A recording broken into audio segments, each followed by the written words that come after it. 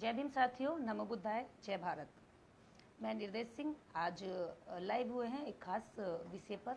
जैसे कि मैंने कैप्शन में डाला हुआ भी है कि अधिकार यात्रा जो 17 अगस्त से दिल्ली से हम लोग शुरू करने वाले हैं उत्तर प्रदेश के अंदर, उस अधिकार यात्रा पर हमारे बीच में आज हमारे मुख्य अतिथि के तौर पर हमारे बीच रहेंगी डॉक्टर रितु जी, जो ड्यू से प्रोफेसर हैं और काफ़ी चर्चित नाम है, काफ़ी चर्चित हस्ती है और बोल्ड गर्ल है हमारे समाज की, जिनको सुनकर के हम सब लोग काफ़ी जागरूक होते हैं, हौसला मिलता है, हिम्मत मिलती है। तो मैं आज उन्हीं को इस हमारे फेसबुक पेज पर लाइव करूँगी, उनको आमंत्रित करूँगी। बस कुछ ही देर में वो हमारे बीच में उपस्थित होने वाली हैं। टेक्निकल प्रॉब्लम के कारण कुछ देर से हम लोग लाइव को अच्छे से कर नहीं पा रहे थे, उसके लिए क्षमा प्रार्थी हैं, क्योंकि एक बार लाइव होकर के ख़त्म हो गई थी वो बात। हमें खुशी हो रही है कि डॉक्टर रितु जी जो है पेज पर आ चुकी हैं। मैं उनको आमंत्रित करूंगी।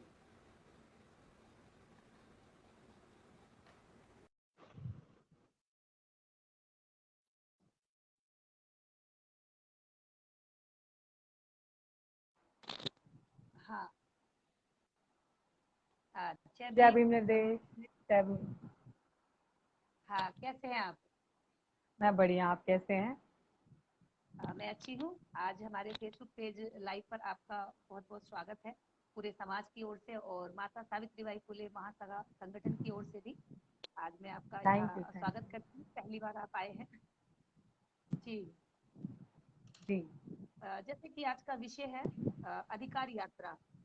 तो जी। इस अधिकार यात्रा को हम लोग 17 अगस्त से दिल्ली से शुरू करने जा रहे हैं और पूरे उत्तर प्रदेश के अंदर इस अधिकार यात्रा को हम निकालेंगे, जिसमें देश भर से लोगों के फोन आ रहे हैं और लोग बड़े खुश हैं कि दिल्ली यूनिवर्सिटी से एक ऐसी क्रांतिकारी महिला जिनको सुनकर के लोग अभी तक लाभान्वित होते थे, सोशल साइट पर सुनते थे, उनके वक्तव्य को सुनकर खुश होते थे। उनको लगता था कि हम लोग समाज के अंदर ऐसी बेटियां तैयार कर रहे हैं जो कि फायर ब्रांड बन रही है, जो समाज की बात को मजबूती से उठा रही है।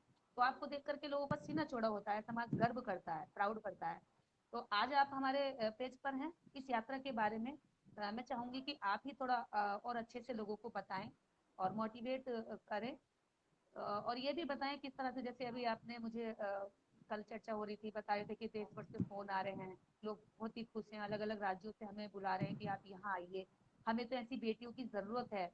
और उत्तर प्रदेश तो धन्य है कि ऐसी बेटियां उत्तर प्रदेश के अंदर काम करने के लिए निकल रही हैं। तो मैं आज आपको इसी चर्चा पर आमंत्रित करते हुए आपसे कहूंगी कि इस विषय में बताइए कि क्यों जरूरत थैंक यू पड़ेगी निर्देश इस जी। यात्रा के लिए हम बेटियों को घर से निकलने की।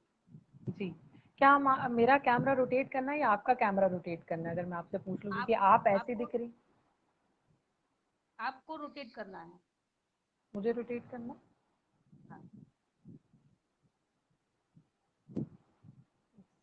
मतलब मुझे यूं करना होगा अपना कैमरा। हम्म, हम्म। अब सही है? अब सही है? हाँ, अब ठीक है, अब ठीक है। आप थोड़ा ठीक है। फ्रंट पर आ जाएंगे। हाँ, ठीक। ठीक। अब सही है ना? ठीक है। ठीक। तो पहले तो आपने जो भी मेरे बारे में कहा उसका बहुत बहुत शुक्रिया।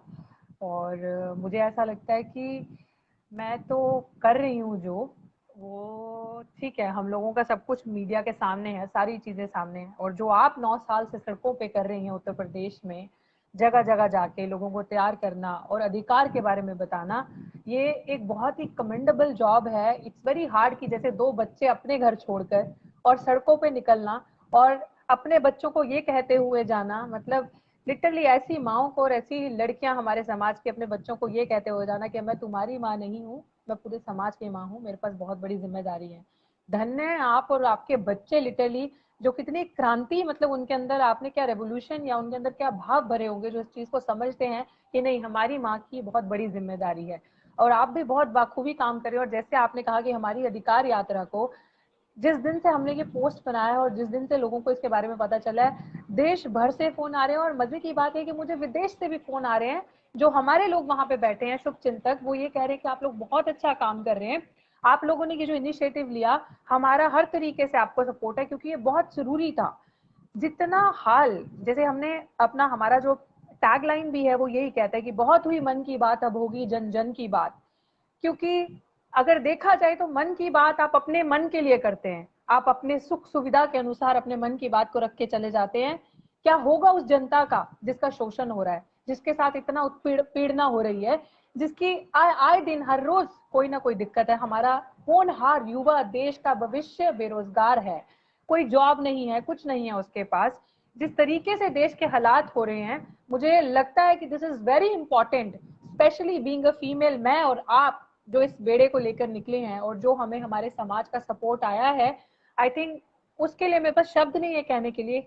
जब हम इस इनिशिएटिव को शुरू करना चाह रहे थे, सोच रहे थे, आई थिंक हमने ये 2-3 महीने पहले सोचा था, लेकिन कुछ ऐसी पारिवारिक परिस्थितियां और कुछ इस तरीके के चीजों में हम लोग बंद गए, जो हमने अगस्त का महीना चुना। बट आई थिंक बहुत सही टाइम हमने चुना इस अधिकार यात्रा को, क्योंकि जो हमारे समाज की महिलाएं हैं उनको जागरूक करना बहुत जरूरी है। यही मैं और निर्देश, जब हमने गाजीपुर बॉर्डर पे भी हम बैठते थे, ये पाठशाला वहां पे बच्चों को लेकर जब एक कॉन्सेप्ट बनाया था कि यहाँ पे पाठशाला सब कुछ है लेकिन यहाँ पे एक शिक्षा की कमी है, और उन बच्चों को आपने सोचा कि जो कूड़ा बिनने, कूड़े के डस्टबिन में हाथ डालते थे, वो कूड़ा बिन के अपने घर ले जाते थे, या 10 रुपए उस कूड़े से बेचकर कमाते थे और उसका खाना खाते थे। वो एक कॉन्सेप्ट ही आप अपने आप में एक बहुत रिवाइविंग कॉन्सेप्ट था कि एक महिला क्या नहीं कर सकती अगर ठान ले तो मुझे ऐसा लगता है कि आज की महिला, मैं अपने को और अपने आपको और अपने आप को देखती हूँ, तो सबसे अच्छी चीज और सबसे मोटिवेटिंग चीज मुझे आपके और अपने बारे में ये लगती है कि झुकना हमने सीखा नहीं और रुकना भी नहीं सीखा, और ना ही अब हम झुकेंगे ना ही रुकेंगे। जो मेरे साथ हुआ वो आई थिंक पूरा देश जानता था और पूरे देश ने देखा, लेकिन मैंने अपने स्वाभिमान और आत्मसम्मान के साथ समझौता नहीं किया। मुझे ऐसा लगा कि बाबा साहिब ने ये बहुत अच्छी बात हमें सिखाई थी कि जब समाज की बात आएगी और मेरी बात आएगी, मैं समाज को पहले रखूंगा। तो जब मेरी बात आई तो मुझे वो टीचिंग याद आई कि this is the right time कि मैं अपने समाज को आके रखूं, चाहे परिस्थितियां कैसी भी हो, लेकिन एक सी मनोस्थिति हो कि हम कभी भी डगमगाए ना और अपने समाज को वो एक चीज लेते हुए समाज का सर ना झुके। तो वही चीज करी मैंने, और मुझे ऐसा लगा कि अपने समाज का सर ना झुके और समाज के लिए लड़ना है, क्योंकि एक मैसेज छोड़ना है कि अगर हम हार गए, डर गए, झुक गए, सरेंडर कर गए, गुलामी का रास्ता तो बहुत आसान है ना, बहुत सीधा गुलामी का रास्ता, चुप रहो, गुलामी सहो और जो चाहते हो वो मिलेगा आपको। लेकिन लड़ना और संघर्ष का रास्ता, क्योंकि आई थिंक हमारा समाज संघर्ष से ही बना है, और अगर बाबा साहिब ने संघर्ष नहीं किया होता, काशी राम जी ने संघर्ष नहीं किया होता, तो आज आई थिंक हम लोग पता नहीं किस सिचुएशन में और कहाँ होते। तो वही एक उत्तर प्रदेश में जो हम लोग ने सोचा है, क्योंकि सबसे ज्यादा अगर महिलाओं का शोषण और महिलाओं के साथ अत्याचार हो रहा है तो वो उत्तर प्रदेश हो रहा है, जो कि सबसे बड़ा राज्य है हमारे देश का, मतलब एक देश ही है अपने आप में वो। तो वहां पे जाकर महिलाओं को जागरूक करना, उनके अधिकारों के लिए, उनके हक हकूक के लिए बताना, मुझे नहीं लगता कि इससे बड़ी कोई चीज होगी। और आई थिंक हमारा समाज इस चीज के लिए पूरे तरीके से तैयार है। और खुशी की बात ये हो रही है निर्देश, शायद आपने भी 2 दिन पहले मुझसे शेयर किया था, अगर हमें 90% कॉल आ रहे हैं तो उसमें से अगर 100% कॉल आ रहे हैं तो 90% महिलाओं के कॉल आ रहे हैं उनमें से। तो ये सबसे अच्छी बात है कि वो कह रही है हम पूरे तरीके से परिपक्व और पूरे तरीके से तैयार हैं, क्योंकि हम नहीं चाहते कोई पायल तड़वी बने, हम नहीं चाहते हाथरस दोहराए, हम नहीं चाहते कि अभी जो दिल्ली में हुआ 9 साल की बच्ची के साथ वो दोहराए, और वो जो बहुत साल पहले वो जिसकी सजा 7 साल बाद मिली थी उस रेपिस्ट को, जो निर्भया कांड हुआ था, वो भी दोहराए। तो हम किसी एक समाज की आवाज नहीं है, आई थिंक हम सभी समाज की महिलाओं के अधिकार के लिए लड़ रहे हैं। तो ये यात्रा में मुझे ऐसा लगता है कि महिलाएं तो शामिल हो ही हो, जो पुरुषों को लगता है कि महिलाओं के साथ अत्याचार हो रहा है वो भी इस यात्रा में शामिल हो, वो भी आगे आए, और ये सबके हक की लड़ाई है। तो मैं आपको भी कहूंगी निर्देश, आप अपना इसमें अपना रखें जो भी आप कहना चाहती हैं, क्योंकि बहुत इनोवेटिव आइडियाज थे जब हम लोग ये रोड मैप बना रहे थे, प्लान आउट कर रहे थे कि यूपी में किस किस जिले में हमने जाना है, कहाँ से शुरुआत करनी है। तो आई थिंक उस रोड मैप को तैयार करने में बहुत बड़ा बलिदान, आई मीन बहुत बड़ा योगदान, सॉरी बलिदान नहीं, योगदान आपका है। रीजन बीइंग कि आप यूपी से हैं और आप एक ऐसा रॉ प्रोडक्ट है यूपी का, जिसको मैंने देखा है कि मतलब मैं कुछ कहना चाहूंगी आपके लिए, जो मैंने आपकी जर्नी देखी है कि बहुत आसान है कूदना। 9 साल के संघर्ष में आप चाहती तो आप राजनीति में कूद सकती थी। बहुत आसान है 6 महीने के अंदर एक विधानसभा को तैयार करना, जिस तरीके का काम आप करती हैं। और लेकिन आपने समाज को चुना, आपने एक विचारधारा को चुना, और आपको लगा कि लोगों को जागरूक करना जमीन पे बहुत जरूरी है। राजनीति में आना तो बहुत आसान है, और वो भी एक बहुत मेन चीज है। वो भी मैं नहीं कहती कि उसमें जो लोग आए हैं वो गलत है, लेकिन राजनीति में आकर अपने समाज को पकड़ के रखना, याद रखना, और अपने समाज के मुद्दों को आगे लाना, कुछ भी हो जाए अपने समाज के अगर आज ना राजनीति में जो लोग बैठे हैं हमारे रिप्रेजेंटेटिव बन के, अगर वो सही तरीके से 131 लोग चल रहे होते तो हमारा ये हाल नहीं होता। तो जो आज हमारा हाल है, और उसके लिए हम लोग सड़कों पे जा रहे हैं, और मुझे लगता है कि इस पे लाइट रखें। आप भी बताएं कि क्यों वो राज्य चुने, और क्यों हमने सोचा कि ये this is the important. UP ही एक इम्पोर्टेंट क्षेत्र है कि जिसमें हम जाएंगे, और इन राज्यों में सबसे पहले फर्स्ट राउंड जो हमारी अधिकार यात्रा का है निकालेंगे। बताएं। हाँ हाँ, डॉक्टर ऋतु, आपने जैसे कहा कि यूपी ही क्यों, पहले यूपी ही क्यों। आप भी अभी कह रही थी कि पूरे भारतवर्ष में उत्तर प्रदेश एक ऐसा राज्य अपने आप में खुद एक पूरा देश जैसा है। ये बड़ी संख्या है, लगभग 23 से 24 करोड़ जनसंख्या यहाँ पर थोड़ी है। जोर से बोले, आपकी आवाज और बहुत कम आ रही है।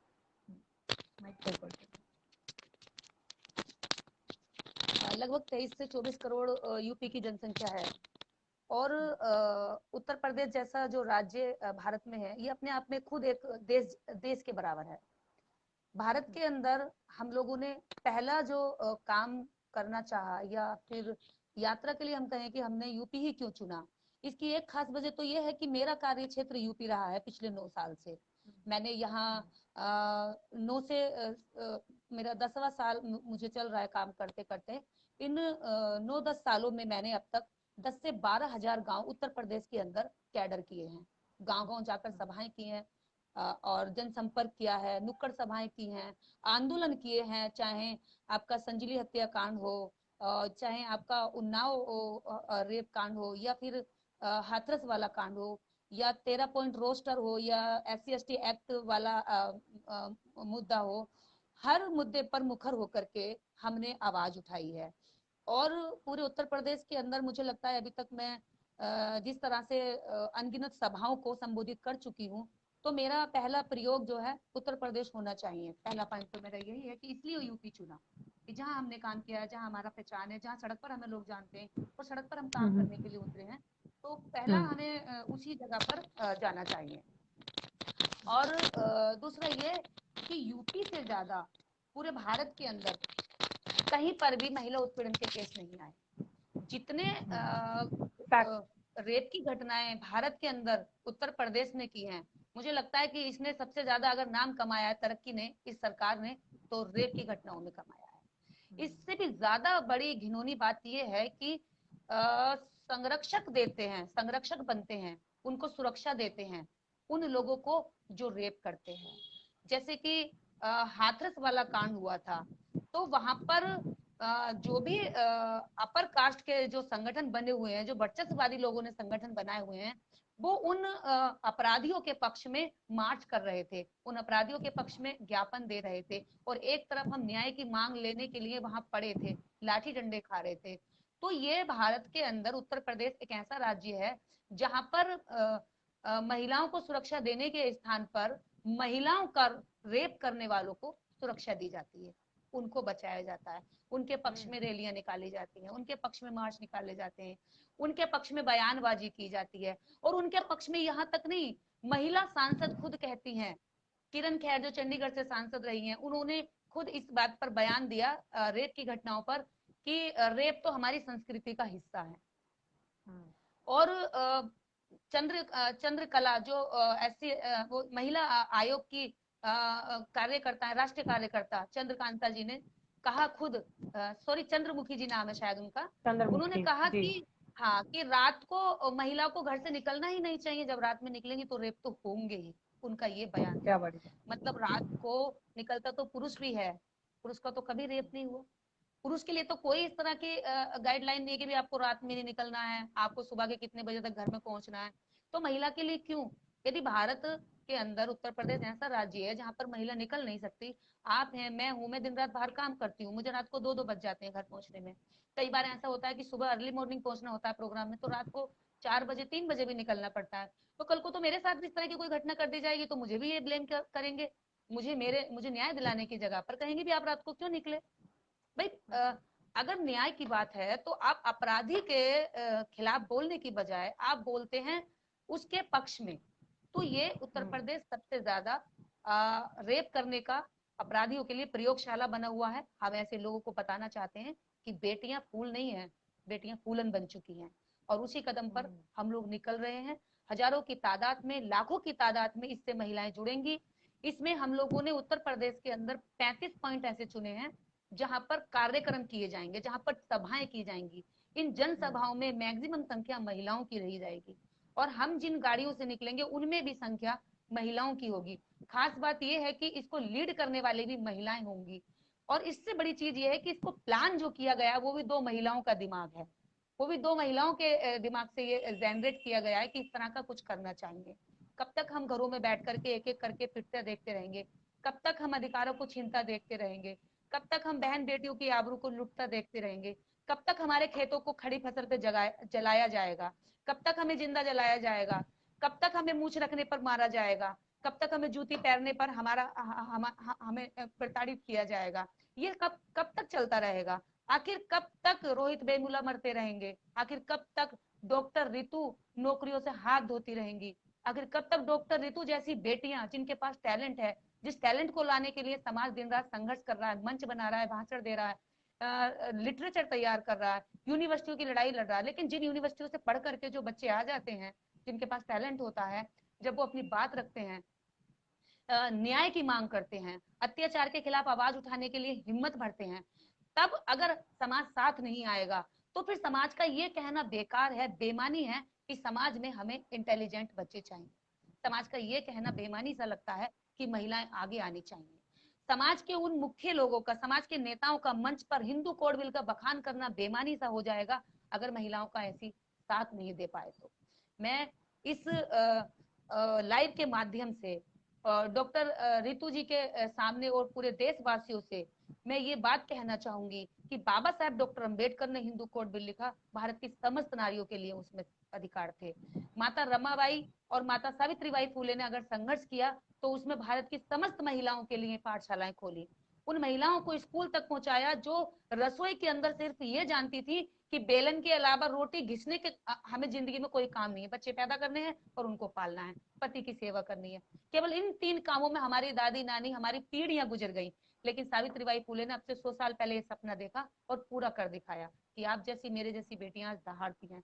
तो इसकी अगर श्रेय जाता है महिलाओं के जीवन सुरक्षा में या सम्मान में, तो मैं बाबा साहेब और सावित्रीबाई फूले का बहुत बड़ा योगदान मानती हूँ। यदि कोई देवी है या देवता है या भगवान है देने वाला है, तो मेरे जीवन में ये 2 लोग बहुत महत्वपूर्ण है। भारत की प्रत्येक नारी के जीवन में ये महत्व रखते हैं।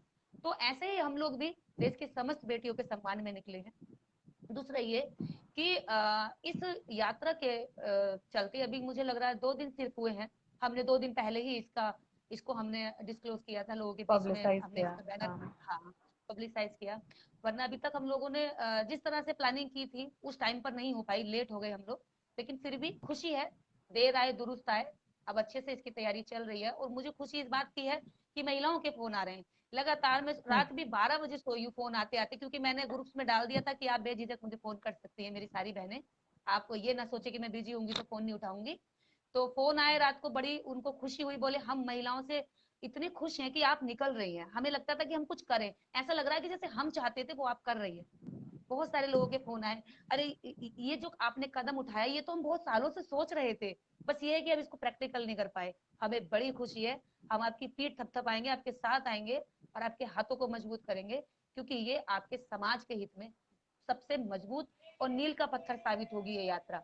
इससे महिलाओं में ये जानकारी मिलेगी कि हम सर पर अब तक कलश यात्राएं निकालते आए हैं।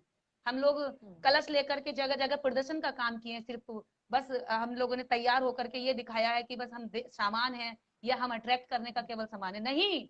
हम सामने वाले को ये भी साबित करते हैं कि अगर हमारे अधिकारों की ओर आंख उठाई गई तो हम आंख निकाल सकते हैं, अगर हमारी अस्मिता पर हाथ उठाया गया तो हम हाथ तोड़ सकते हैं। इसके लिए महिलाएं सड़कों पर आ रही हैं। मुझे खुशी है, जिन जिन महिलाओं ने अभी तक मुझे फोन किए मैं उनका धन्यवाद करूंगी, उन्होंने मेरा हौसला अफजाई किया है और साथ आने के लिए वो जोर से घर से अपनी प्लानिंग कर रही हैं। गाड़ियां में हमने जितनी प्लान करी थी उससे ज्यादा गाड़ियां होगी, क्योंकि लोगों ने कहा आपको चिंता ही नहीं करनी, गाड़ी हम लेकर आएंगे, टीम हमारी होगी, हम बस लेकर आ रहे हैं। क्योंकि संगठन अभी तक 7-8 राज्यों में काम कर चुका है, गठन हो चुका है। तो अलग अलग राज्यों से जिन जिन लोगों को मैं पर्सनली फोन नहीं कर पाई हूँ, नाराज है कि दीदी हमें नहीं बताया, क्या हम नहीं जाएंगे?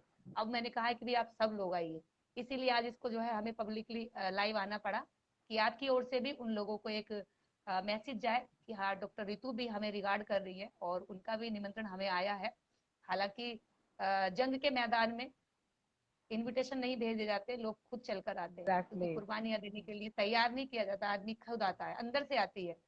तो मुझे लगता है कि आज का ये लाइव लोगों को इस भ्रम से बाहर निकालेगा कि इसमें केवल डॉक्टर रितु या केवल निर्देश कर रही है। हाँ, अगुवाई हमने की है, हमने रास्ता दिया, ठीक है, सब आइए। हम सभी संगठनों से इस बात के लिए हम अपनी बात खोल देते हैं। अपने बैनर अपनी गाड़ी के साथ आप आ सकते हैं, आइए, स्वागत है आपका। हमने चलने का ही तो ठाना है, लेकिन रास्ता तो वही है जो आप लोग चाहते हैं। हमारी मंजिल भी एक है, हमारा संघर्ष भी एक है, हमारे विचार भी एक है। तो क्यों ना हम एक साथ आकर के लड़ाई लड़, हमारी ताकत दुगुनी चार गुनी हो जाएगी।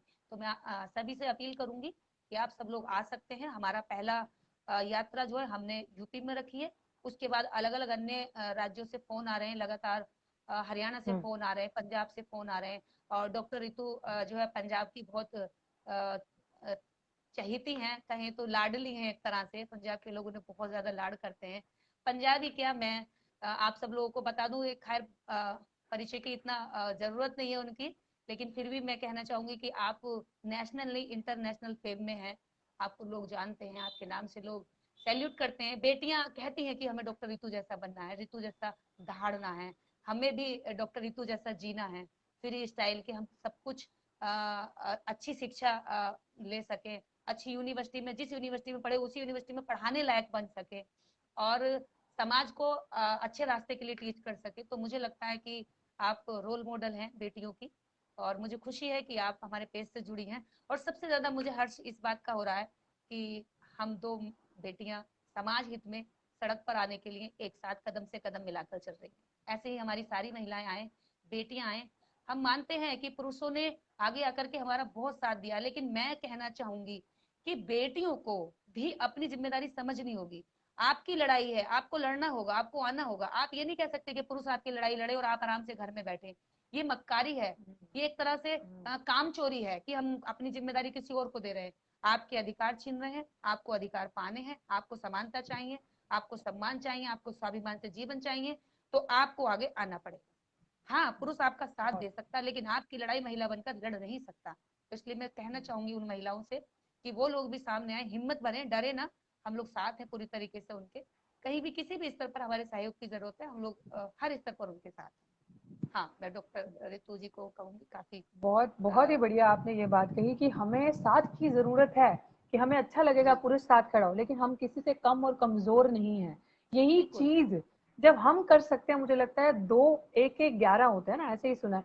तो मुझे लगता है कि हम लोग क्या नहीं कर सकते अगर हम लिटरली बैटल फील्ड, जैसे आपने पहले ही कहा कि युद्ध के मैदान में किसी को इन्विटेशन नहीं है, यहाँ पे हर कोई आ सकता है जिसको लग रहा है हक की लड़ाई है, जिसको लग रहा है कि निजीकरण के खिलाफ लड़ाई है, जिसको लग रहा है संविधान बचाना मतलब देश को बचाना है, जो इस चीज को समझता है कि कॉन्स्टिट्यूशन बचाना, देश का संविधान बचाना कितना जरूरी है हम लोगों के लिए। क्योंकि संविधान लिखने, अगर हमने, मुझे ऐसा लगता है कि हम में से कोई भी इतना अव्वल तो नहीं हो सकता कि संविधान दोबारा लिख सके या संविधान को नहीं, बना सके। वो इतना खूबसूरत संविधान है कि हम सड़कों पे आकर उसको बचा ही लें, तो आई थिंक हमारी सबसे बड़ी जीत उस चीज की होगी। तो उस संविधान बचाने की लड़ाई को सिर्फ पुरुषों का जिम्मा नहीं है। उस संविधान बचाने की लड़ाई में अगर हम अपने अधिकार की बात करते हैं, इक्वालिटी की बात करते हैं, एट पार खड़े होने की बात करते हैं, पुरुष के साथ हम कंधे से कंधा मिला के, तो सड़कों पे भी हमें, अगर सड़कें सुनसान नहीं रहनी चाहिए, उसमें हमारा इक्वल पार्टिसिपेशन होना चाहिए अपने हक हकूक की लड़ाई के लिए। कि कैसे कोई हमारी माँ बहन बेटी को छेड़ जाए, कैसे कोई हाथ लगा दे, कैसे कोई मंदिर का पुजारी जिसमें आप कहते हैं कि भगवान बसते हैं, तो फिर कैसे मान ले वहां भगवान बसते हैं, जहां पे तब भगवान नहीं बसते जब किसी बच्ची का रेप होता है और किसी बच्ची को वहीं मार दिया जाता है और वहीं जला दिया जाता है। तो हमें जागरूकता लानी है। तो इसीलिए निर्देश और मैंने ये चीज ठानी है। और बहुत खूबसूरत लाइनें मैंने कुछ चंद दिन पहले इंटरनेट पे पढ़ी थी, और निर्देश ने भी ये लिखा था कि हमारी जो औरतें हैं समाज की, वो सब कुछ जानती हैं, और अगर समाज की जो सच्चाई है, कड़वा सच है, यहाँ पे मैं ये जो लाइनें दोहरा रही हूँ, किसी के रिलीजियस फीलिंग को आहत करने के लिए नहीं, कि अगर एक औरत को अगर आप देख लें, एक औरत मंदिर की पुजारी नहीं बन सकती, मस्जिद की मौलाना नहीं बन सकती, और एक औरत जो आप कहती हैं कि ये जो चर्च है उसकी पादरी नहीं बन सकती, लेकिन वही औरत अगर देखा जाए तो मुख्यमंत्री बन सकती है, प्रधानमंत्री बन सकती है, और आपने कहा राज्यपाल बन सकती है, राष्ट्रपति बन सकती है, कलेक्टर बन सकती है, डॉक्टर बन सकती है। तो जो अधिकार हक आपको धर्म नहीं देता, वो अधिकार आपको आपका संविधान देता है। तो मुझे ऐसा लगता है कि सबसे पहला धर्म अगर आपका कोई है तो वो आपका है संविधान को बचाने का। तो अगर संविधान बचेगा, आज निर्देश और डॉक्टर रितु अगर यहाँ पे इस माध्यम से आकर बोल रही हैं तो ये संविधान की बदौलत है, वरना नारियों को अधिकार नहीं था। जो बाबा साहेब भीमराव अंबेडकर ने सबको अधिकार दिया, सावित्रीबाई फुले ने जो अधिकार दिया शिक्षा का, उस बदौलत ज्ञान आया, नॉलेज आई, पढ़ाई करी, तो आज हम इस लेवल पे आके बोल रहे हैं। तो हमारी महिलाओं को ये समझना पड़ेगा कि देश में जब आप निकलती हैं, आप घरों में निकलती हैं, आप जानती हैं कि मंगलवार को कौन सा व्रत रखना है, सोमवार को कौन सा व्रत रखना है, इससे क्या होगा भाई? आप रखे, मैं आपकी रिलीजियस फीलिंग को नहीं हर्ट करती, मैं कहती हूँ चलो आपकी बॉडी डिटॉक्स हो जाएगी, आपकी बॉडी की जो गंदगी है फास्ट रखने से वो क्लैरिटी हो जाएगी। बट व्हाट अबाउट द गंदगी ऑफ दिस बुद्धि? व्हाट अबाउट द गंदगी जो आपके साथ आए दिन मेंटल, एग्जैक्टली जो आपके साथ आए दिन मेंटल रेप हो रहा है? मैं लिटरली इस टर्म को निर्देश अगर आप समझे, हम फिजिकल रेप की तो बात करते हैं, but what about the mental?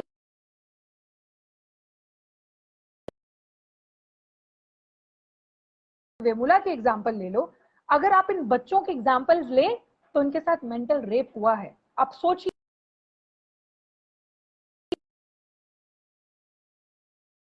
Mentally इतना टॉर्चर कर देना कि हम किसी लायक ना रहें। तो ये आप क्या करते हो? हमारा जो देश का होनहार युवा है, जागरूक युवा है, तो जब वो पढ़ता है, अवेयर हो जाता है, जब वो देखता है कि मेरे साथ गलत हो रहा है, लेकिन हमारे जो समाज के बहुत क्रांतिकारी बनते हैं, जो हमारे समाज के रिप्रेजेंटेशन लेके आगे गए हैं और कहते हैं कि हम अपने समाज के लिए लड़ रहे हैं, हम अपने समाज की आवाज हैं, तो वो सिर्फ दिखावा ना करें फिर। क्योंकि जिस तरीके से रोहित वेमुला ने अपने प्राणों की आहुति दी और पायल तड़वी ने जो किया, इंतजार ना करें कि हर महिला के साथ वो हो, इंतजार ना करें राजनीतिक रोटियां सेकने का जब किसी बच्ची का रेप हो जाए, इंतजार ना करें कि कोई बच्चा मर गया दलित समाज का या पिछड़े समाज का या किसी भी समाज का जो शोषित वर्ग से है, इंतजार ना करें कि वो बच्चा जब जीते जी चिल्ला रहा है कि मैं सामाजिक भेदभाव का या शिकार हूं, जातिगत भेदभाव का शिकार हूं, मेरे साथ मेरा साथ दें। आप इंतजार ना करें उस घड़ी का कि जब वो that person and up committing suicide, जब वो अपने प्राणों की आहुति दे दे, मर जाए, या अपने ये सोच ले कि अब ये मेरा कोई साथ। मुझे माफ कीजिएगा, मैं एयरप्लेन मोड पे रखना भूल गई थी फोन को, तो कॉल आ गया, आई एम सॉरी। तो मैं यही कह रही थी कि उस दिन का, निदेश आप मुझे सुन पा रही? हाँ हाँ बिल्कुल। हाँ, बस मैं यही कह रही थी कि हम उस दिन का इंतजार ना करेंगे। लाइफ बहुत रॉ है, मैं चाहती हूँ कि लोग इस लाइफ से जुड़े, और अगर अभी बहुत कम लोग इस लाइफ पे हैं तो हम इसको अपलोड करेंगे और लोग इस चीज को समझे कि हमें आपकी जब जरूरत है आप तब हमारे साथ आए और आप तब हमारा साथ दें।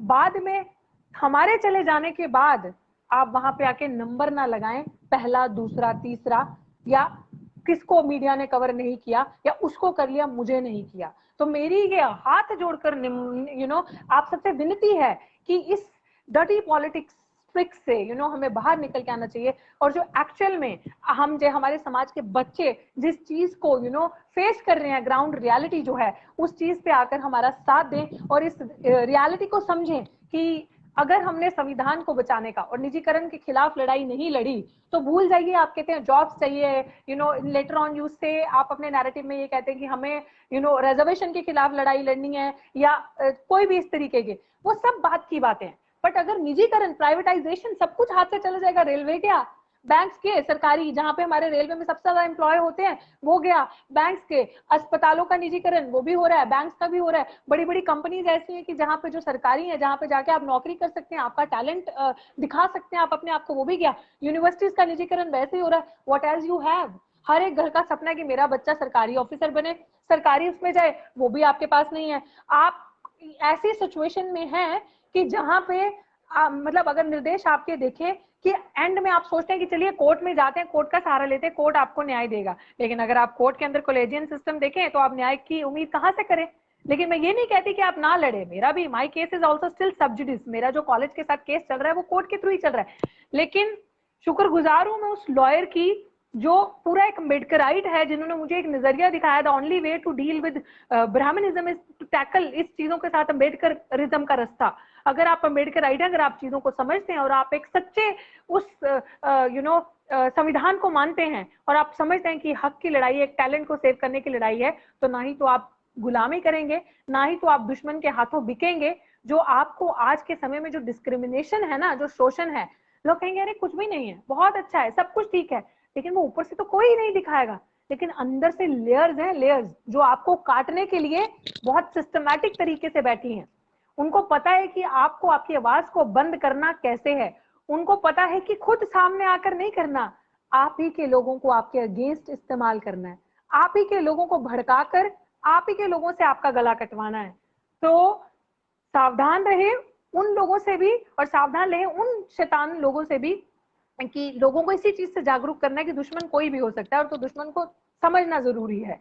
अपने लोगों को जागरूक करना है, क्योंकि हमारे लोग भोले होते हैं, हमारे लोगों को सही गलत में फर्क इतनी जल्दी पता नहीं चलता, क्योंकि आई थिंक हम लोग इमोशनल ज्यादा हैं।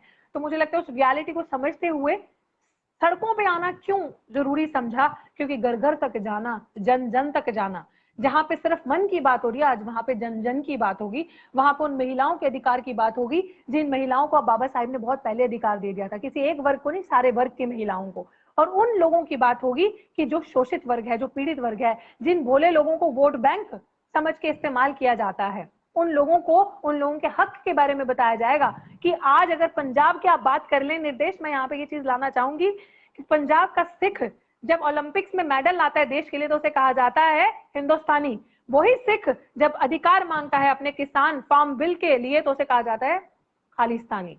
तो ये बहुत बड़ी बात है कि आप हमारे लोगों को नक्सली कहते हैं, आप हमारे बच्चों को माओवादी कहते हैं, आप कहते हैं कि इनका ये तो नक्सलवादी हैं, ये तो देश के हैं ही नहीं, टुकड़े टुकड़े कह के आप नवाज देते हैं। लेकिन वही बच्चा जब सड़कों पे निकलता है अपने अधिकारों की, आप इस तरह से उनको लांछन लगाते हैं। लेकिन वही चीज हम आज करने जाएंगे और जागरूक करेंगे अपने समाज की महिलाओं को, बच्चों को, युवा को, कि हमारा मेन मुद्दा क्या है।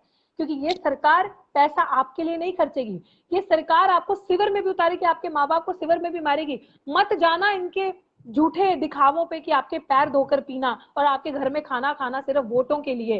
लेकिन वही बच्चे, वही माँ बाप जब मर रहे होते हैं, जब कोरोना में आज गंगा में लाशें तैर रही थी, उनमें से आबादी किसकी ज्यादा थी वो भी देखी जाए, लाशें तैर रही है, वहां पे सरकार के पास नहीं है। ये सरकार प्रेजेंटेशन पे ध्यान देती है, बहुत अच्छा, कि कैसे पैसा खर्च के अपना एडवर्टाइज करना है, लेकिन ग्राउंड लेवल पे जीरो है। तो ग्राउंड लेवल से ही ये शुरुआत हमारी होगी, जन जन को समझाना उनके अधिकार के बारे में, और ये बहुत जरूरी स्टेप था। और मैं अपने अंत में भी यही कहना चाहती हूँ कि जिन लोगों का हमें फोन आ रहा है, और जो लोग ये सोच रहे हैं कि अच्छा हम भी इसका भागीदारी या भाग बनना चाहते हैं, तो आप लोग आए, वेलकम है। अपना बैनर लेके आए, किसी भी तरीके से अपना आके इसमें योगदान आप देना चाहते हैं, you are free to do, क्योंकि ये समाज की लड़ाई है, और समाज की लड़ाई में संविधान को बचाने की लड़ाई है, हमारे हक हकूक को बचाने की लड़ाई है, महिलाओं के हक की लड़ाई है। तो कोई भी इसमें जो भी इस दर्द को समझता है उसका पार्ट बन सकता है। आप जैसे भी चाहें उसका हिस्सा बन सकते हैं, ये आपके हाथ में है। जी निर्देश। सही कहा आपने। ये हक हकूक को बचाने की लड़ाई है, महिला सम्मान की लड़ाई है, और सबसे बड़ी बात यह है कि स्वाभिमान बचाने की लड़ाई है। अभी तक हम लोगों ने जितने भी आंदोलन किए हैं, स्वाभिमान के ही रहे हैं, क्योंकि उनमें अगर आप देखेंगे कि अभी कांवड़ यात्रा निकलेगी तो आपके ऊपर फूल बरसाए जाएंगे, और हेलीकॉप्टर चॉपर तक का खर्चा उठा लिया जाएगा, ऊपर से फूल बरसाए जाते हैं, और उनको लगता है कि वाह क्या बात है, ये करने में तो सरकार हमारा बड़ा सहयोग करती है। प्रशासन ऐसे लग जाता है कि इनके लिए लाइनें बनाओ, आम जनता को किनारे कर देते हैं, आम जनता खड़ी खड़ी गर्मी में तेल निकल जाता है, परेशान हो जाती है, कोई बीमार अगर होगा तो वो भी खड़ा रहेगा, लेकिन पहले क्या है, उन लोगों को निकालेंगे। मतलब उनके दिमाग में ये बिठाया जाता है कि ये बहुत अच्छा काम है, आपको करना है। और इससे क्या होगा कि वो सोचेगा कि भाग्य में हमारे है, ऊपर वाला हमारा कर देगा, भाई हमने तो अब ये यात्रा कर ली, धार्मिक यात्रा, अब हम जो है आराम से सोएंगे, अब हमारे बच्चों की नौकरी भी लग जाएगी, हमारे बच्चों को अच्छे कॉलेज में एडमिशन मिल जाएगा, अब हमारी बेटी को अच्छा घर मिल जाएगा, अच्छे से शादी हो जाएगी, मकान बन जाएगा, अब की फसल अच्छी हो जाएगी। लेकिन उनको नहीं बताते ये लोग कि आपको अगर कुछ मिलेगा तो सरकार की सही नीतियों से मिलेगा। लोक कल्याण वाली अच्छी नीतियों से लोगों का भला होगा, ना कि कावड़ यात्रा करने से, ना कि कलश यात्रा करने से। मैं कहती हूँ करो जितनी चाहे करनी है, लेकिन ये भी तो बताओ कि इससे आपको फायदा हुआ, इससे आपको क्या मिला। अगर कुछ मिलेगा तो देश की संसद से मिलेगा, अगर कुछ मिलेगा तो देश के संविधान से मिलेगा, जिससे अब तक मिला है। 1947 से पहले ये इस देश के अंदर करोड़ों लोग ऐसे थे जो सड़कों पर नहीं चल सकते थे। अगर आज सड़कों पर सम्मान के साथ चल रहे हैं, सड़कों पर चलना ही नहीं, उनके पैर में अच्छे जूते भी हैं, उनके नीचे अच्छी गाड़ियां हैं, उनके पास अच्छे घर हैं, तो ये केवल और केवल संविधान की बदौलत है। और उसी संविधान को बचाने के लिए जब निकलते हैं वो लोग, चंद मुट्ठी भर लोग जब जागरूक हो जाते हैं और सड़कों पर निकलते हैं कि नहीं, संविधान को हम बचाएंगे, इसको हम बदलने नहीं देंगे, या इसको आप कह रहे हैं कि इसमें संशोधन होगा या समीक्षा होगी, इसके वैसे नहीं करने देंगे, ये अच्छा है, ये गरीब को भी सम्मान से जीने का अधिकार देता है, और अमीर को भी जो है इतना ही हक देता है जितना गरीब का हक है, क्योंकि एक राइट टू वोट गरीब और अमीर सबको एक बराबर है, एक एक वोट का अधिकार। तो उन लोगों पर लाठियां बरसाई जाती हैं। अभी नीट का रिजर्वेशन जिसके लिए लोग गए, उन पर लाठियां बरसाई गई, महिलाओं को भी नहीं छोड़ा गया। तो मुझे लगता है कि हम लोग भी निकलेंगे तो हमारा भी विरोध हो सकता है प्रशासन की तरफ से, हो सकता है हमें सपोर्ट करें, ऐसा भी नहीं है कि ये ही हो सकता है कि हमारा सहयोग ना करें तो हमारे रास्ते को छेड़े भी ना। हम पूरे लीगली तरीके से निकलेंगे, और इसकी पूरी तैयारी हमारी जोरदार तरीके से चल रही है कि हमें कहीं पर भी कोई रुकावट ना आए। और मुझे खुशी है कि इस आंदोलन में आप जैसी एक महान वीरांगना इसमें चलेंगी, सड़क पर उतरेंगी, और लाखों लोगों को प्रेरणा मिलेगी, देश ही नहीं विदेशों तक इसका संदेश जाएगा। मैं समझती हूँ अभी हम लोगों के बीच में लाइव पर कम लोग हैं, लेकिन कोई बात नहीं, ये बात यहीं तक नहीं रुकेगी, ये बात लाखों करोड़ों लोगों तक जाएगी, उसको हम लोग और लोगों तक पहुंचाने का काम करेंगे। मेरी सबसे यही हाथ जोड़कर अपील है कि अधिकार बचाने के लिए सही समय पर जाग जाइए। जैसे कि आपका रोहित बेबुला चिल्लाता रहा, वो कैंपस से बाहर पड़ा रहा महीना सवा महीना, आप लोगों ने बिल्कुल नहीं सुना, लेकिन जब उसने आत्महत्या कर ली तो आप मोमबत्तियां ले ले निकल जाते हो। अरे मोमबत्ती लेने की जरूरत ही ना पड़े, आप उसके साथ खड़े हो जाइए। अभी भी जितने भी रेप हुए हैं, जब जब आपको लगता है कि आप जिस व्यवस्था के अंदर पिस रहे हैं, जिस व्यवस्था से आपके अंदर आपको इतना कमजोर समझा जा रहा है कि आपकी बलात्कार की घटनाएं वो चीटी भर समझते हैं, कुछ भी नहीं समझते, कीड़े मकोड़ों जैसा आपको मानते हैं, तो आप उस व्यवस्था को बदलने के लिए काम कीजिए ना। आप उस व्यवस्था पर चोट कीजिए ना, आप उस विचारधारा पर चोट कीजिए ना, जो विचारधारा आपको रेप करने के बाद भी न्याय देना नहीं समझती, जो विचारधारा आपके साथ अत्याचार होने के बाद न्याय देना कोई जरूरी नहीं समझते। ऐसे लोग, ऐसी व्यवस्था के खिलाफ आप लड़िए, आगे आइए और ये व्यवस्था के खिलाफ लड़ाइए। बस सभी से इस बारे में आज यहाँ पर शायद डॉक्टर रितु जी फिर से नेटवर्क की वजह से ऐड नहीं हो पा रही है। कोई नहीं, लाइव का काफी टाइम भी हो चुका है, हमारी काफी अच्छी चर्चा हो चुकी है। नेक्स्ट लाइव हम लोग जल्दी ही करेंगे, और हो सकता है कि इस बार हम डॉक्टर रितु जी के पेज से आए, कोशिश करेंगे कि जो बातें आज छूट गई हैं वो सारी बातें हम लोग बताएं, रोड मैप आप लोगों के बीच में खोल देंगे। और दूसरी चीज ये है कि हम बता देंगे कि किन किन पॉइंटों पर हम कब कब पहुंचने वाले हैं। इसी के साथ सभी को जय भीम, जय भारत।